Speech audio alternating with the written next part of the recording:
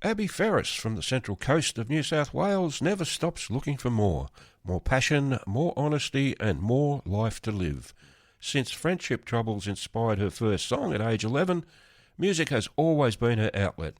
Listening to her songs is like riding shotgun with your best friend. A small town girl whose dreams seem set to take her around the world, Abbie is fiercely proud of her country roots and her childhood doting on horses. But she is determined to prove that being from a small town doesn't mean you have to have small dreams. A proudly independent artist, Abbie has released a succession of acclaimed singles, developing her own distinctive sound by fusing country and pop, flavoured with earworm instrumental hooks. After a blockbuster 2024 that took her around the world with performances at some of the biggest country music festivals and the release of an acclaimed EP, You Don't Live Here Anymore, all wrapping up with a Golden Guitar nomination, highly talented singer-songwriter Abbie is back with her latest single, Don't You Dare, that I played just a minute ago. Fresh from joining headliner James Johnston at the Kicks Live in the Park show in Tamworth, Abbie has just spent a month in Nashville working on new music, with more to be revealed as the year wears on. This month, she'll continue her residency at Jolene's in Sydney, as well as returning to the stage at CMC Rocks with her band. It's just the start of another big year for an artist who never stops riding towards a bigger horizon ahead. I'm delighted to have Abbie standing by on the phone waiting to have a chat with me, so allow me to bring her on air without any further delay. G'day Abbie, welcome to the Country Club. Great to have you on the show. For having me, yeah. Oh, you're more than welcome. I've got a few of your tracks, when I say a few, like 2 or 3 tracks in my playlist of yours, and Don't You Dare will sort of make it like 3 or 4 tracks now. So, it's growing, but I want more, and I'm sure they'll come, as the year progresses. But anyway, look, tell us the story behind Don't You Dare. Was that what was the inspiration behind it? Did you write that on your own, or was it co-write?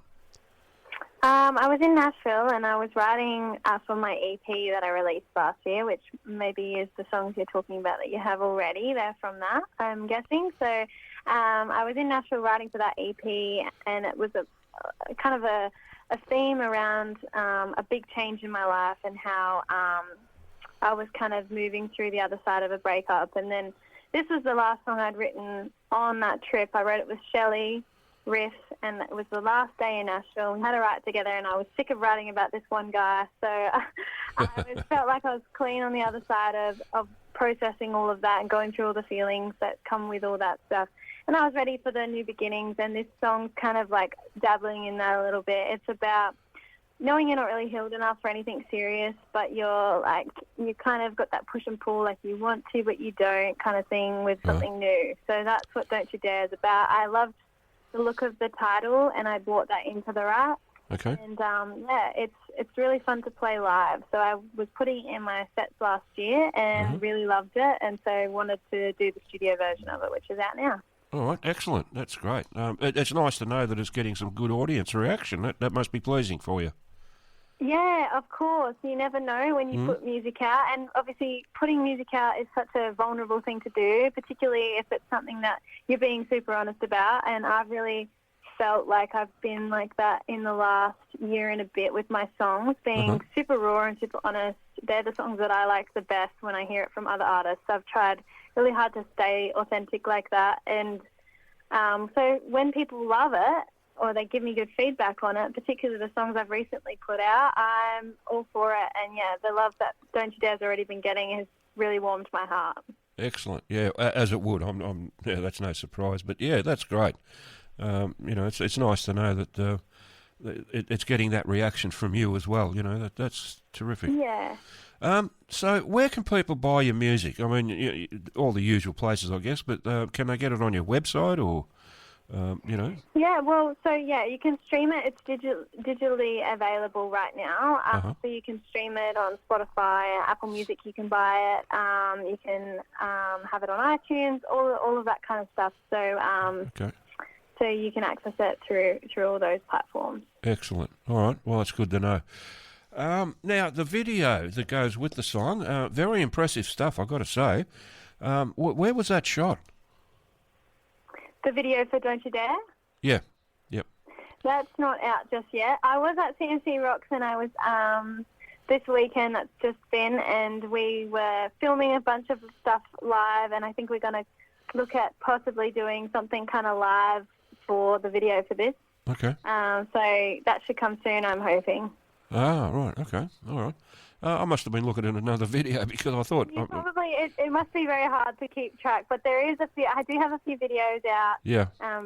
At the moment, that are kind of still newish, so you're probably getting confused, but I'll take any compliment, that's fine. I mean, okay. if you like the videos that are out, then I love that too. You're ticking all the boxes at the moment, Abbie, I've got to say. Thank you, I appreciate that. Yeah, I'm really trying hard to take my life at the moment, take it by the reins and really give it a red hot go. So I feel grateful that you guys are supporting the song and all the songs that are kind of coming through. And I was just in Nashville, like I said, and I've written a bunch of more songs for a new project. So there's definitely always something happening behind the scenes. So I'm very excited about it all. So this new project that you just mentioned, would that include an album? Well, an album is definitely on the cards, but I'm looking at an EP at the moment, another one, which is great. It's really, really cool to kind of start to figure out more and more about who I am and what I want to say. I think that's really important to kind of know when you're putting music out. And obviously, it's a bit of a journey to figure that out, to figure out who you are, especially if you're always growing and changing and stuff. But I've been really enjoying kind of living and breathing these songs that I'm putting out and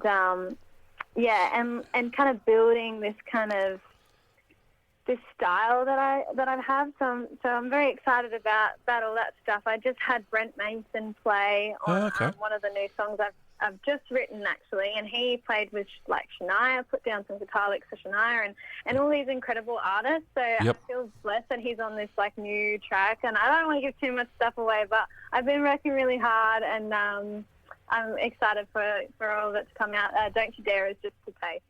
Excellent. I'm going to keep an eye on your progress, and I'll take a deep interest in what you put out over the next few months, I guess, and years, because you're only really starting out. You're very young. I'm not going to ask you what your age is, but if you want to tell me, that's fine. But... Never ask a lady her age. That's right. Well, I've got lots to learn, and I'm experiencing many firsts, so it's very cool at the moment. I grew up in a town of about 600 people in South Australia, so for me to be in Nashville performing, or be at CMC Rocks on the weekend, or anything like that, of any of those sorts, even just putting music out, that's something me as a little girl always just dreamed of, but there's you dreaming of it, and then there's those things actually happening. Yep. And a lot of time you can only really think, oh my goodness, that's actually happened once you've kind of had a few weeks to kind of come off that high. So, and so this year already has been full of quite a few pinch me moments. So, but I'm always excited for new music. So, this is another one, putting something else out and a new beginning. Excellent. Yeah. No, that sounds great. Yeah. Now, given your age, I've got to ask this question because I'm very curious about it. How long have you been playing music? Well, I was that annoying child growing up where I would make my parents watch me sing. So my brother would tell you how annoying I was. I would get up on the kitchen table and do these little shows and stuff as a very, very young kid. Okay. And then my parents, they encouraged me to do piano when I was really little. I think I was about 5, so I just started school, and I used to have piano lessons.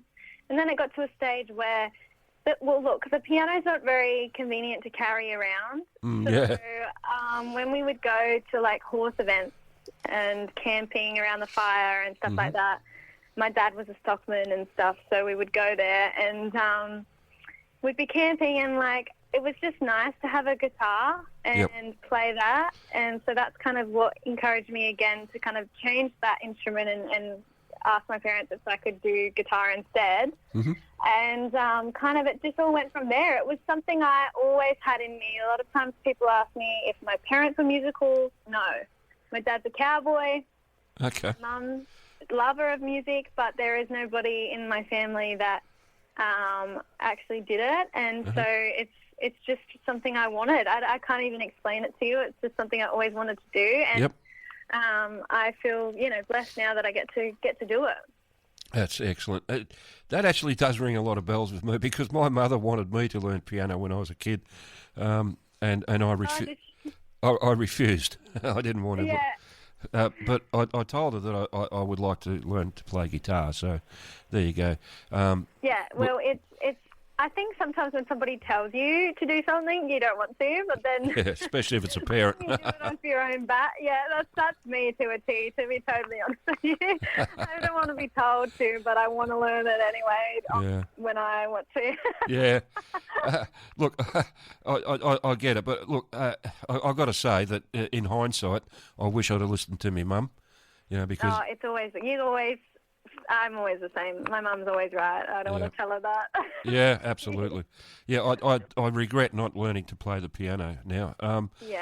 But I'm happy with the guitar. It's fine. The beauty of a guitar is that it's a portable instrument. You put it in the case, you take it wherever you want to go. Exactly, Yeah. and it is a beautiful sounding instrument. Yeah. So Yep. it is my favourite instrument of all time. But the piano is where I started, and I will say that did help for sure. Okay. Yep. Look, my guitar's been all over Australia and it's got the scars to prove it, but it's okay. So now, from what I'm hearing, is that there's not a lot of music happening in your family environment in terms of people actually playing it. So no, that's right. Yeah. So I'm really curious as to what drew you to the music industry. What made you decide one day, I want to be a rock star?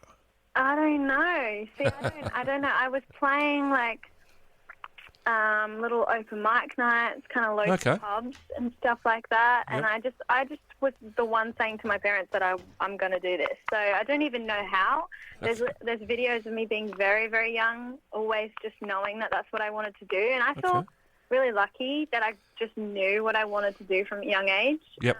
And like just knew what my passions were so young. So it was kind of like my world was horses and music really. And my parents used to play a little bit of Shania Twain when I was growing up, and I really loved that. I thought she was incredible, and she was my biggest inspiration, like starting so young was, Shania Twain. She just, I mean, she's incredible. She's like the queen of country music, but she, I feel like anyone who's had to fight for a dream can relate to Shania. She went through so much, and she just fought her way in, and she's got an incredible story and some incredible writing, and so she's always been a big inspiration, and I do thank my parents for that because they were a big fan of hers when I was growing up. Excellent. All right, so that leads me to my next question, which is why country music? Of all the genres you could have picked, why did you choose country music?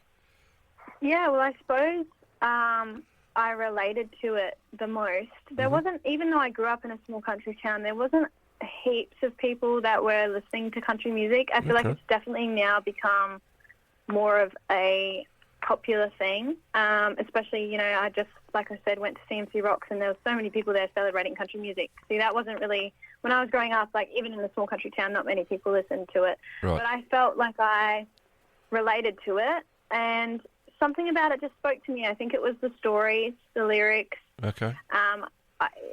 It always just did. It fit when we were sitting around the fireplace. When I would write songs myself, it would just come out that way. And so I just feel like I'm a country artist through and through in the bones. Yep. And so it's great that it's getting that kind of hype that it deserves right now. Yep, I agree totally. And I think it's wonderful that an artist of your caliber actually picked country music because it makes the genre better, for artists like you to work within it. Yeah. So thank you so much. Keep up the good work because you're doing a good job. Thank you. Okay. Now we haven't got much time left, but just quickly, can you just tell us what's next for you? You got any major gigs coming up, or festivals, or tours, or you going back to Nashville? Whatever. So I'm heading into the studio next month to work on new music, like we were speaking about. I'm also fortunate to be open. Sorry to interrupt you, but which city are we talking about? Sydney? Oh, yes, Sydney. Okay, Yeah. yep. Okay. I just wanted to clear that up, that's all. I just wanted to make sure. No, that's okay. And then I'm also very excited to be opening for Travis Collins on his tour. Oh, excellent. I know, he's incredible, and I Yeah. saw him over the weekend at CMC Rocks, and he killed his set, and we were catching up backstage and excited for the tour. So I'm opening for his Brisbane, Sydney, and his Cessnock show. So he's talented as hell, and I'm so keen to just learn by watching, and also that I get to play as well. Yeah, Travis is a great role model. You couldn't pick a better one.